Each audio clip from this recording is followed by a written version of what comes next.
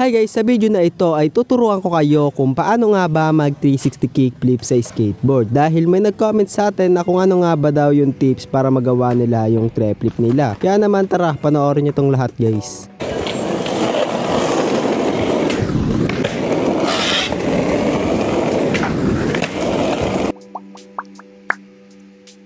Itong 360 kickflip guys ay isa sa mga pinakamaangas at satisfying na tricks na pwede nyo magawa dito sa skateboard. At lagi ko rin ginagawa yung 360 kickflip araw-araw. Kaya naman tara, tuturuan ko kayo kung paano nga ba mag 360 kickflip at kung paano nyo siya magagawa. At ituturo ko rin sa inyo yung mga pinakamatitinding tips para makatulong talaga sa inyo na magawa nyo agad yung 360 kickflip. So guys, umpisahan muna natin to sa mga kinakailangan nyo na tricks para makatulong na magawa nyo yung 360 flip. Ang unang tricks na kailangan nyo dito guys ay walang iba kundi ang kickflip. At dapat guys, tandaan nyo na dapat consistent yun na yung kickflip ninyo. At pangalawa naman guys sa ating listahan ay walang iba kundi ang barrel kickflip. Itong barrel kickflip guys, ito talaga yung tricks na nakatulong sa akin para magawa ko yung 360 flip. Kaya naman dapat meron na kayong consistent na barrel kickflip bago nyo gawin yung 360 flip. At optional lang to guys, kung meron na kayong 360 shabit guys ay okay lang. Pero kahit wala naman kayong 360 shabit ay okay lang din guys, magagawa nyo pa rin yung 360 flip. So dito naman tayo guys no, sa tamang foot placement ng 360 flip. Ito yung foot placement ko kapag ginagawa ko yung 360 flip. Yung front foot ko guys ay dapat nandito sa gitna ng skateboard.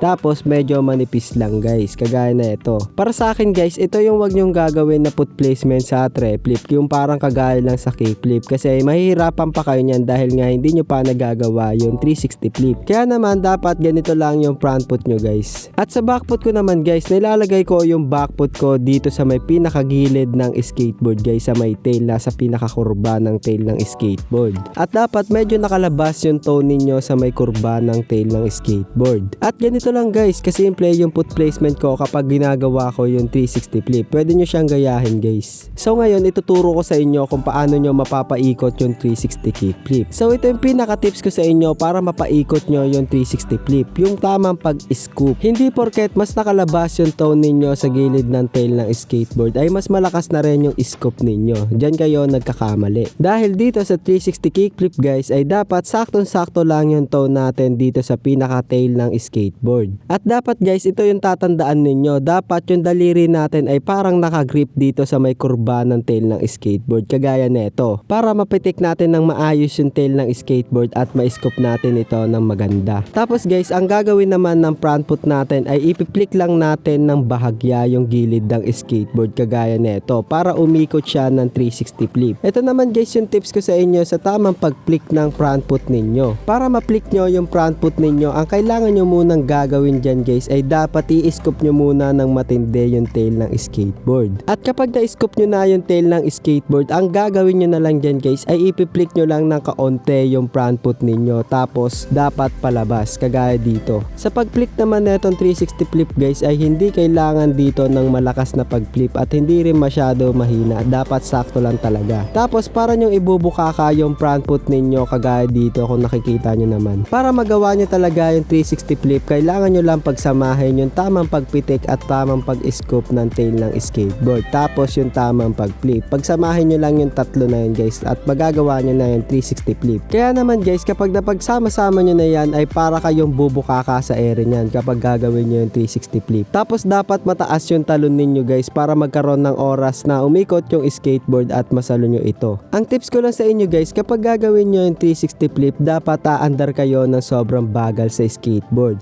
para magkaroon kayo ng buwelo yung katawan ninyo. Kasi ayun lang rin yung ginawa ko nung beginners pa lang ako, nung ginagawa ko pa lang yung 360 flip. Dahil guys, kahit consistent ko na talaga yung 360 kickflip, basta naka-stop ako, ewan ko bakit hindi ko magawa yung 360 flip guys na naka-stop. Pero kapag umaandar naman ako, kahit mabagal lang, nagagawa ko pa rin yung 360 kickflip. Kaya ayun yung tips ko sa inyo guys, umandar lang kayo na sobrang bagal kapag gagawin nyo yung 360 kickflip nyo. At dapat guys, syempre kailangan nyo tumalon dito ng mataas para magawa nyo masalo yung 360 flip. At ito naman guys, yung pinaka number 1 na tips ko sa inyo para magawa nyo yung 360 flip. Ang kailangan nyo lang gawin ay kailangan nyo lang magtiyaga at determinado dapat kayo magawa yung 360 flip. At wag rin kayo masyadong magmadali na magagawa magawa nyo agad yung 360 kickflip. Dahil ako nga guys, napakatagal rin ng panahon bago ko magawa yung 360 flip. Kaya naman dapat guys, ang gawin nyo lang ay mag-enjoy lang kayo araw-araw kapag ginagawa nyo yung 360 flip. Huwag kayo masyadong maiirita. Dahil hindi nyo magawa yung 360 flip. Basta guys, ito lang talaga yung technique dyan. Mag-enjoy lang kayo araw-araw kapag ginagawa nyo yung 360 flip. At maglalagay lang ako dito guys na puro 360 flip na clips lang para maintindihan ninyo kung paano nyo mapapaikot yung 360 kickflip.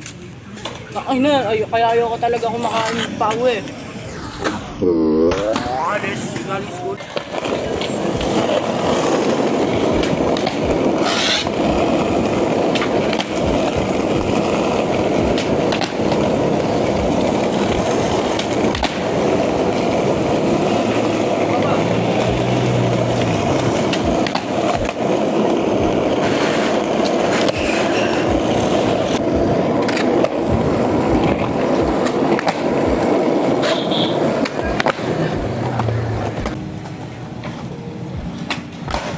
Yo! What the balance, yo!